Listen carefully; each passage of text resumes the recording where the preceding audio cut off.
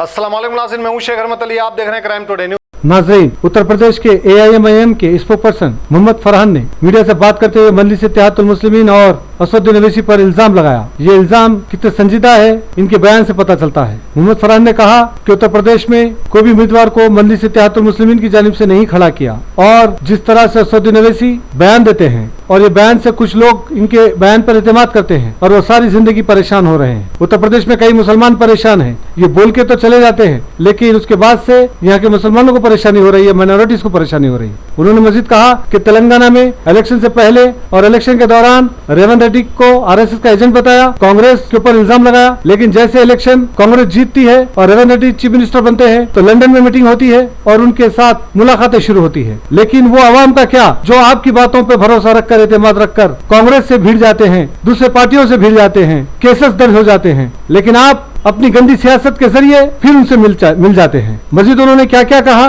आइए सुनते और समझने की कोशिश करते हैं। मैं Sheikh Ahmed Ali, Crime Today News, Hyderabad.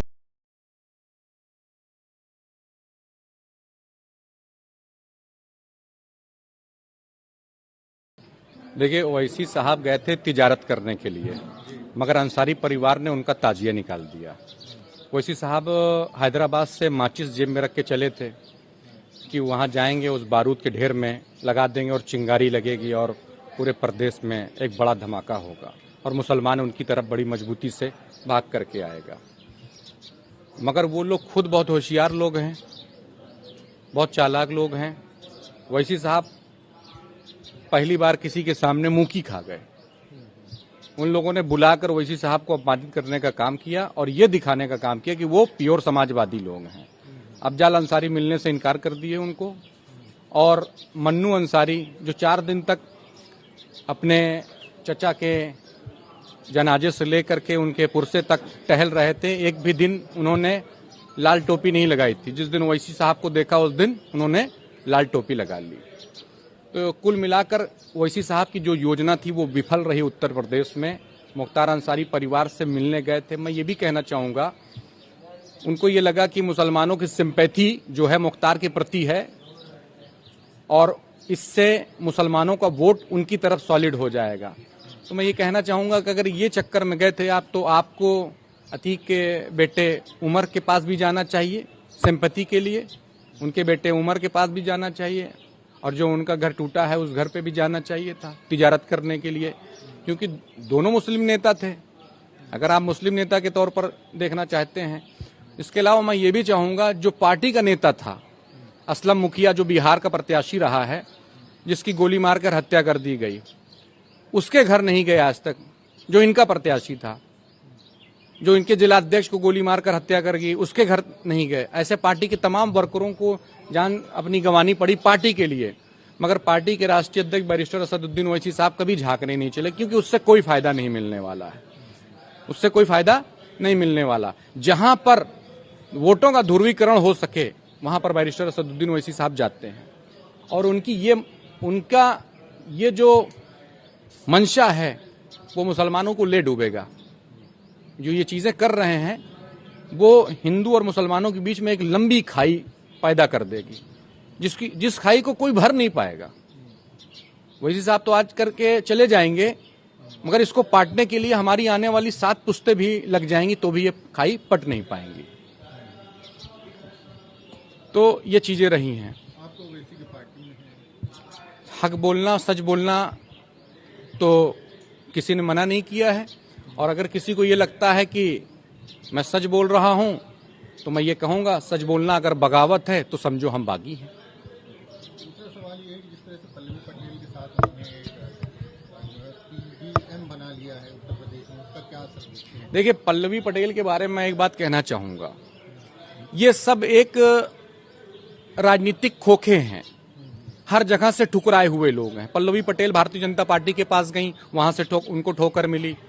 Pallavi Patel Baspa के पास गई, वहां से उनको ठोकर मिली। अखिलेश यादव मुलायम सिंह यादव के सुपुत्र हैं, बहुत होशियार आदमी हैं। अगर उनको ये पता होता कि पल्लवी पटेल के पास पटेल वोट बैंक है, अगर पटेल वोट बैंक का कुछ अंश भी होता तो अखिलेश यादव पल्लवी पटेल को किसी कीमत पर ओवैसी के पास जाने ना देते या किसी अन्य दल में ना जाने देते। दूसरी बात मैं कहना चाहूंगा कि अगर पल्लवी पटेल बहुत हैसियतदार है या उनके पास वोट बैंक है तो फिर उन्हें समाजवादी पार्टी के सिंबल से चुनाव लड़ने की क्या आवश्यकता थी। वो अपने दल से चुनाव लड़ती, वो दूसरे के सिंबल से चुनाव नहीं लड़ती। मगर पल्लवी पटेल के पास कुछ नहीं है, इसीलिए वो समझौते के तहत अखिलेश यादव के सिंबल से चुनाव लड़ा। अब पल्लवी पटेल ओवैसी साहब के पास गई हैं तो वो अपने खोखे में ओवैसी साहब का बारूद भरवाने गई हैं। वो बारूद भर जाएगा तो फिर वो किसी अन्य दल के लिए काम आएगा। खाली खोखे की कोई कीमत नहीं होती है, खाली खोखे को कबाड़ी खरीदता है। तो अब देखिए चलती है कि नहीं चलती, मगर ये मुझे पता है कि ओवैसी साहब उत्तर प्रदेश के अंदर एक भी सीट पर चुनाव नहीं लड़ रहे हैं। ये मीडिया को पूछना चाहिए क्यों नहीं लड़ रहे हैं, किस समझौते के तहत नहीं लड़ रहे हैं, किससे डील कर लिया है जो नहीं लड़ रहे हैं। पश्चिमी उत्तर प्रदेश में मुस्लिम बहुल है, जहां पर ओवैसी साहब का वजूद रहा है, जहां 100 सीटें लड़ाए थे जिसमें से 35 सीटों में वहां 10,000 प्लस वोट मिले, 25,000 प्लस वोट मिले, इस तरीके से वोट मिले, जिसमें से 8 सीटों के नामांकन की डेट खत्म हो चुकी है और बचे हुए 8 से 10 सीटों की नामांकन की डेट खत्म होने जा रही है। तो आप वहां पर प्रत्याशी नहीं उतारे। अब पल्लवी के साथ या और जो इस तरीके से खत्म हुए लोग हैं जो राजनीति में कहीं मतलब ठहरते नहीं हैं, उनके साथ आप गठबंधन करके पीडीएम बना रहे हैं। तो आप ये बताएं केवल कि उत्तर प्रदेश के पश्चिमी उत्तर प्रदेश, जब मुसलमान आज इनसे पूछ रहा है कि आपने जिस आरएसएस ओवैसी साहब ने कहा कि सोनिया गांधी आरएसएस की मां है और उसके बाद रेवंत रेड्डी को कहा ये खाकी चड्डी वाला है। उनके भाई अब्दुल ओवैसी वो लंदन में उनके साथ टहल रहे हैं, ओवैसी साहब उनके साथ गलबहियां कर रहे हैं, प्यार मोहब्बत कर रहे हैं, उन्हें खजूर खिला रहे हैं और उत्तर प्रदेश और देश के तमाम मुसलमानों से, मुस्लिम नौजवानों से, अपने कार्यकर्ताओं से समाजवादी पार्टी और कांग्रेस को बुरा भला कहलवाते हैं। तो हमारा वजूद कहाँ रह गया? हम तो कहीं नहीं जा सकते। अब हमको तो आदमी तो अपना विरोधी ही मानेगा, क्योंकि हमसे तो इतना ज्यादा उन्होंने कहलवा दिया है पार्टी के तमाम नेताओं से। और आप खुद रेवंत रेड्डी से मिलकर के कांग्रेस पार्टी के साथ इन्होंने गठबंधन कर लिया। इसी गठबंधन के तहत ये उत्तर प्रदेश के अंदर एक भी सीटों पर चुनाव नहीं लड़ रहे हैं।